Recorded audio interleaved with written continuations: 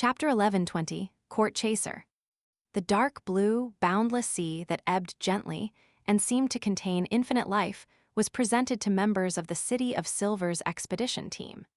It was no longer a record written down in ancient books, nor was it a combination of words spoken by outsiders.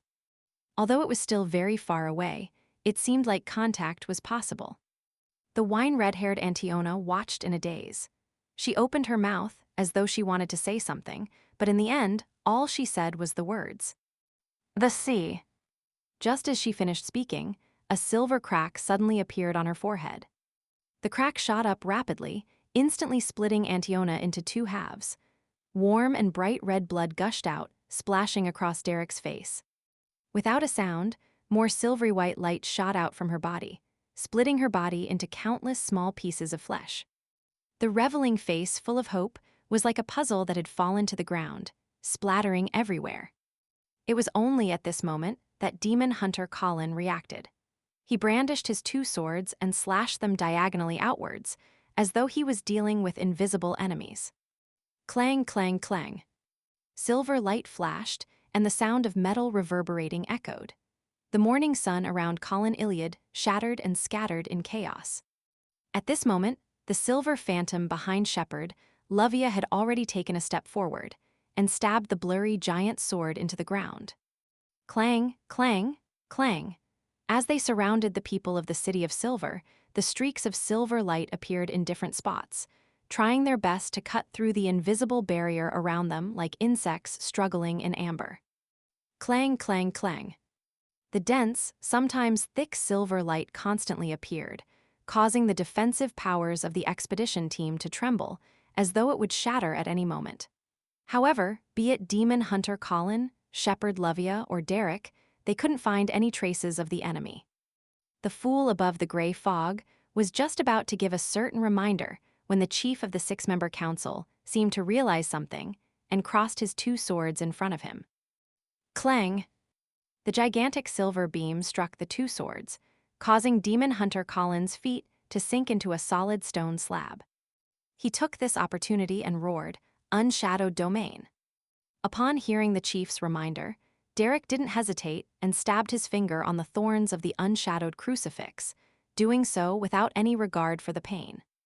As his blood oozed out, clear, bright, pure, and blazing light suddenly exploded, enveloping the entire area between the two buildings.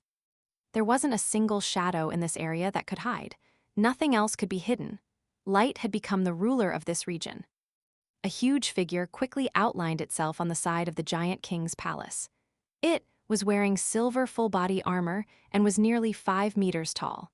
The flickering light behind the mask was either deep red or orange, and unmistakably, there was a single vertical eye there. This was a giant who was still alive. He didn't wait for the enemy to enter a certain range before attempting to attack, implying that he had sufficient intelligence. Unlike the other silver-armored knights, the giant's bracer had bright patterns on it. On the right was a blood-red color that circled around his arm, and at the same spot on the left, it was adorned with black spots. The giant knight raised his broadsword and pointed at everyone in the City of Silver. He said in a thunderous voice, "How dare you barge into the king's court and disturb Lord Sasrier's slumber?" Sasrier, Dark Angel Sasrier, the fool Klein above the gray fog, was alarmed when he heard that. He subconsciously sat up straight. The former left hand of God, the deputy of the divine kingdom, the leader of the kings of angels, one of the two leaders of Rose Redemption, hadn't disappeared into the river of history. He was sleeping deep in the giant king's court, sleeping in the residence of the giant king. Why did he choose to enter a state of slumber? Many thoughts flashed through Klein's mind as he subconsciously cast his gaze towards the palace that the giant knight was guarding. It was the tallest and most magnificent building in the giant king's court. The dusk's light seemed to transform into something corporeal that covered its surface, dyeing it with a clear sense of decline. It gave off the feeling that the sun had set and an eternal eventide was coming. On both sides were steeples, while on the other side were spires. The front door was a double door that opened outwards, with gray and blue as the main colors. Its height exceeded 10 meters, and it was covered with symbols, labels, and patterns. It looked stately and mysterious. There was a pitch-black socket on the left side of the door at a height of 3 to 4 meters tall. It was equivalent to an adult's fist. Upon seeing this scene, Klein suddenly thought of the dream divination he had done in the past. Back then, he had seen the same scene, and the medium he had used for the divination was the giant's key he had obtained from Vice Admiral Iceberg. Is that the key to opening the giant king's residence? As he extended his hand, he tried to use his true vision to pass through the obstruction of the building to see the situation inside the palace. Unfortunately, he failed. The iron-black key, which was the size of a 7-string guitar, landed in front of him. At this moment, Demon Hunter Collins suddenly said before the giant knight attacked, "You're a court chaser." The giant knight's broadsword didn't cleave down. Instead, he paused for a second and said in a low voice, "After all this time, to think that there's someone who can still remember court chasers. I'm the leader of all the chasers, the light color Merskogen, and I later followed Lord Sasrir. I once hunted powerful dragons, elves, devils, demonic wolves, phoenixes. Today, you are honored to die under my blade." This light color didn't soften his attitude.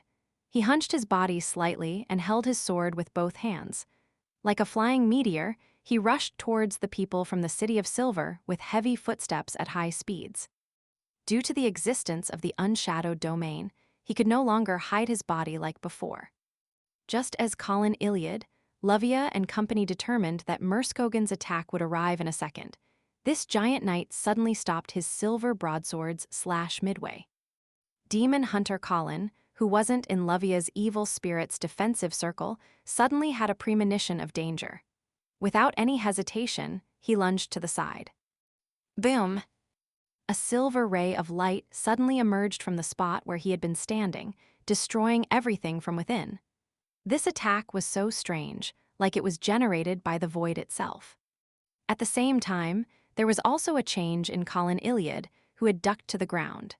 His clothes were torn into pieces and cloth by his rapidly expanding muscles. In just a blink of an eye, this demon hunter had turned into a grayish-blue giant with bluish-black lines warped around him. At his forehead was a deep black crack. Every inch of him contained immense power, infinite mystery, and a strange psyche influence. If a Beyonder under Sequence 4 saw this scene, they would definitely suffer from a strong backlash. Their brains might suffer an excruciating pain that would cause them to lose their minds. Even their spirituality would be corrupted. And if they couldn't withstand such an influence, going crazy, losing control, or even sudden death were certain outcomes. This was the incomplete, mythical creature form of a demigod. Originally, Colin Iliad didn't dare to release this form due to the influence of the twilight in the giant king's court. But now, he realized that in the unshadowed domain, the feeling of decline had weakened significantly. He then raised the 2 swords that had enlarged in size as well. With them covered in the light of dawn, he fought fiercely with the light color Merskogen in the domain that was enveloped in light and shadows. Clang, clang, clang. The 3 swords of the giants clashed and separated from time to time. Although Colin Iliad was at a disadvantage, he still managed to withstand the barrage of attacks from the king's court chaser's leader. From time to time, he would feel a strong sense of danger. Then, without any warning, he would either duck or roll in another direction. And at this moment, silver beams of light would always appear from the inside and outside. Derek had already closed his eyes. Ignoring the loss of blood, he tried his best to maintain the unshadowed domain. Haim and another Dawn Paladin similarly didn't dare open their eyes. They helped shepherd Elder Lovia and slowly moved the group towards the palace without exiting the protective domain. If not for the help of the silver-armored Night Evil Spirit, they would have long been diced into small pieces of flesh and blood by the storm of light that swept the area. That light color Merskogen alone had placed the City of Silver's expedition team into a precarious position, with no chance of counterattacking. As expected of the leader of the king's court chasers, this should be the strongest force beneath subsidiary gods, or in other words, angels. Compared to the demon hunter, the Silver Knight has several more terrifying Beyonder powers. Above the gray fog, the fool Klein held the sea god scepter and carefully observed the battle. He quickly figured out the aspect. in which light color Murskogen was powerful in.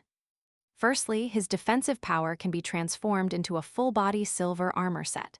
Secondly, it can be used to hide and conceal himself with the light, hiding any malicious intent. Thirdly, the condensed Sword of Dawn isn't something that can be maintained for a short period of time.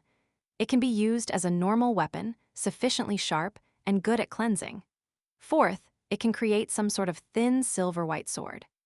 It has the ability to teleport, and it can bypass most barriers to attack the target directly and even cause it to erupt from within the target's body.